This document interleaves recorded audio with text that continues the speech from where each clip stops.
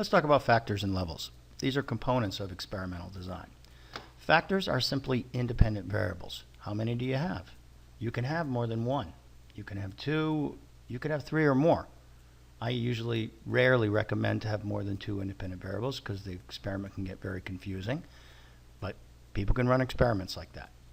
In the experiment we're using for this lesson, the hybrid technique, we just have one independent variable. Here it is, whether they're using the hybrid technique or not. Sometimes people look at this and they go, oh, there's two factors. That's incorrect. There's only one independent variable, whether you're exposed to the technique or you're not. These are actually called levels. There's two levels of this technique. We'll go over those in a minute.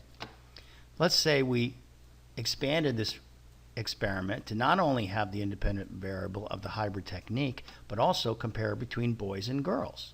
Well, boys and girls would be a factor. Okay, gender would be a factor, and the technique would be a factor. So this would have two independent variables or two factors.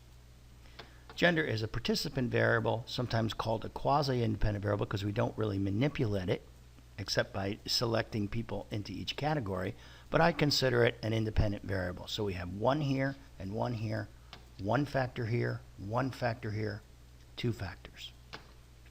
Let's talk about levels. Levels are just numbers of conditions in the experiment.